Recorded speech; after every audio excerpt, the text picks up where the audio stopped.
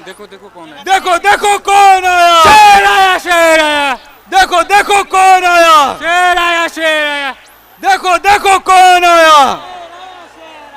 असदुद्दीन ओवैसी जिंदाबाद। पब्लिक से गुजारिश है, पब्लिक से गुजारिश है, साइड दे दे। हेलो सदर साहब को आने दे, साइड दे, साइड दे, साइड दे। अख्तरुल ईमान जिंदाबाद। असदुद्दीन ओवैसी जिंदाबाद।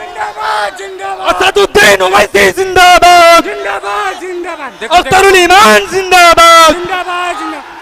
देखो देखो कौन आया, शेर आया, शेर आया, देखो देखो कौन आया, शेर आया, शेर आया, देखो देखो कौन आया, शेर आया, शेर आया, देखो देखो कौन आया। शेर आया, शेर आया। असदुद्दीन ओवैसी जिंदाबाद। जिंदाबाद, जिंदाबाद। असदुद्दीन ओवैसी जिंदाबाद। जिंदाबाद, जिंदाबाद। असदुद्दीन ओवैसी जिंदाबाद। जिंदाबाद, जिंदाबाद। अख्तरुल ईमान जिंदाबाद। जिंदाबाद, जिंदाबाद। अख्तरुल ईमान जिंदाबाद। जिंदाबाद, जिंदाबाद। आदिल हसन जिंदाबाद। जिंदाबाद, जिंदाबाद।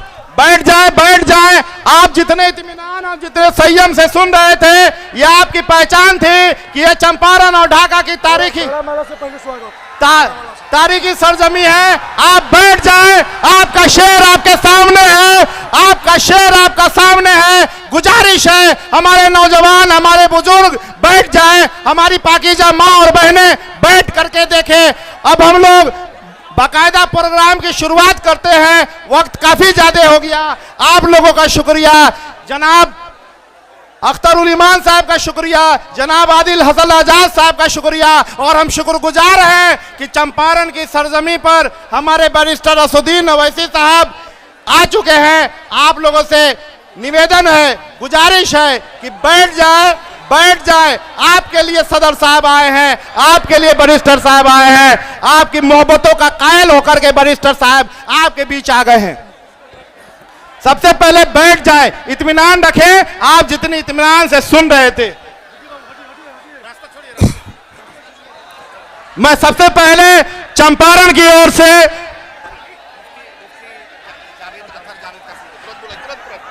मैं सबसे पहले आप लोग बैठ जाएं, इत्मीनान रखें। अपनी सदर, अपने महबूब लीडर की आवाज सुनने के लिए, उनकी बातों को सुनने के लिए आप इत्मीनान रखें। आपकी तारीखी उपस्थिति बता रही है कि आप दीवाने हो चुके हैं, लेकिन दीवानों से मेरी अपील है कि आप बैठ जाएं अपने महबूब लीडर की आवाज को सुनने के लिए। मैं बिना विलंब किए मैं सबसे पहले आवाज देता हूं मुफ्ती अतर जावेद साहब, जो हमारे बीच किशनगंज से चल करके आए हैं। 2 मिनट आए और अपनी बातों को रखें।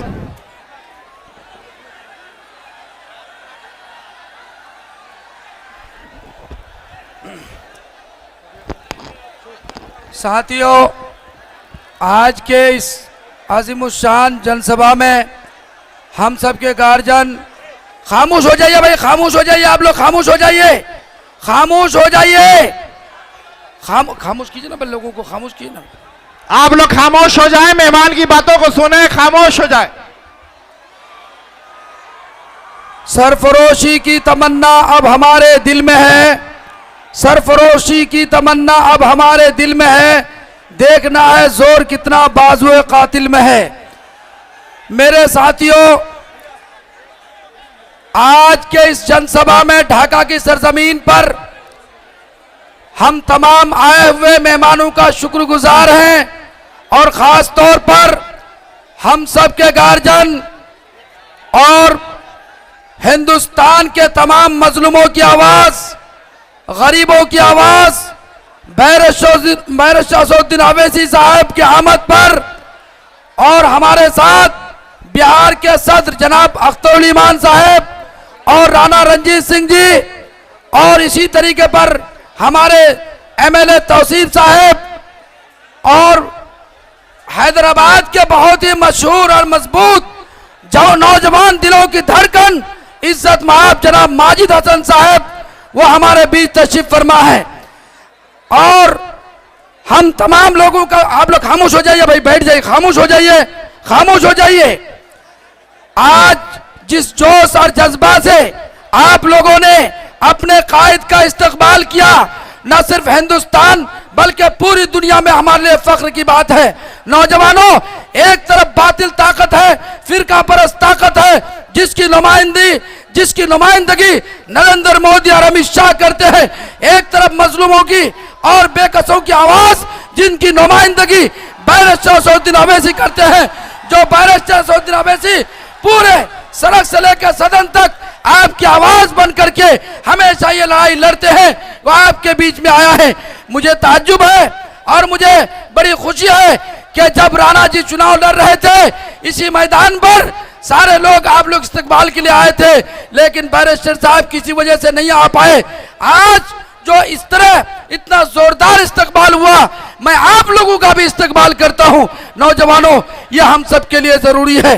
आज जो एक काला कानून हुकूमत के तरफ से लाया गया है, उनके खिलाफ में, उनके दिफा में आज बैरिस्टर साहब आपके सरजमीन पर हाजिर हुए हैं। इसलिए मेरे नौजवानों, कानून के बारे में वो ज्यादा जानते हैं, लेकिन मैं आपको बता दूं कि अल्लाह ने एक सूरज पैदा किया। जब वो सूरज निकलता है तो रात के अंधेरी को फाड़ कर उजाला कर देता है, लेकिन अल्लाह ने एक सियासी सूझबूझ वाले सूरज को दक्कन के अंदर फख्र मिल्लत, सालार मिल्लत के कोख से पैदा किया, जिनका नाम बैरिस्टर असदुद्दीन ओवैसी है। वो पूरे हिंदुस्तान में लोगों को सियासी एतबार से रोशनी फैला रहे हैं। इसलिए आज हम सबको इसका फख्र होना चाहिए। इसलिए नौजवानों, बातिल से दबने वाले वो आसमान नहीं है, हम बातिल से दबने वाले वो आसमान नहीं है, हम 100 बार कर चुका है तो इम्तिहान हमारा। इसलिए नौजवानों, हिम्मत और हौसले के साथ आज हमारे साथ इतने बड़े कायद हैं जो पार्लियामेंट में हमारी आवाज बनते हैं। मैं मुबारकबाद देता हूं पार्लियामेंट के उन मेंबरान को जिन्होंने इस बिल के खिलाफ हमारे साथ उन्होंने वोट किया, लेकिन हमें फख्र है कि हमारा कायद, हमारा नकीब मिल्लत पार्लियामेंट के अंदर एक इमाम की हैसियत से इसके अंदर उन्होंने जो रोल अदा किया, पूरी दुनिया उसको जान रही है। इसलिए मेरे साथियों, आज हमें फख्र है कि हमको नकीब मिल्लत, हबीब मिल्लत जैसे लोग मिले हैं। हम उनकी नुमाइंदगी में पूरे हिंदुस्तान के मजलूमों की आवाज बन करके हम लोग सामने आएंगे। इसलिए मैं नरेंद्र मोदी के लिए बोलना चाहता हूं कि खुशी की आंख में गम की जगह रखना, खुशी की आंख में गम की जगह रखना। बुरे जमाने कभी पूछ के नहीं आते।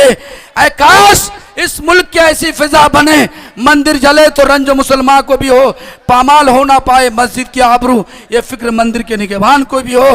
और हम बताना चाहते हैं कि आज हमारे बीच में जनाब अख्तरुल ईमान साहब, जो आपकी नुमाइंदगी असेंबली में जब खड़े होते हैं, चाहे मुख्यमंत्री हो, बिहार का अपोजिशन का लीडर हो, उनको दंदाने शिकन जवाब देने का काम आपका भाई, आपका बेटा अख्तरुल ईमान करता है। इसलिए साथियों, हम चाहते हैं कि राणा रंजीत को इस बार असेंबली भेज करके हिंदुस्तान में एक तारीख रकम करो। हिंदुस्तान जिंदाबाद, बैरिस्टर असदुद्दीन ओवैसी जिंदाबाद। अस्सलाम वालेकुम। बहुत बहुत शुक्रिया। अब चूंकि वक्त ज्यादा है, मैं बिना देरी किए बहादुरगंज के पूर्व एमएलए हमारे बीच जनाब तौसीफ साहब मौजूद हैं। मैं चाहूंगा कि जोरदार तालियों के साथ उनका स्वागत किया जाए ताकि ये तारीखी सरजमी इस बात की गवाही दे।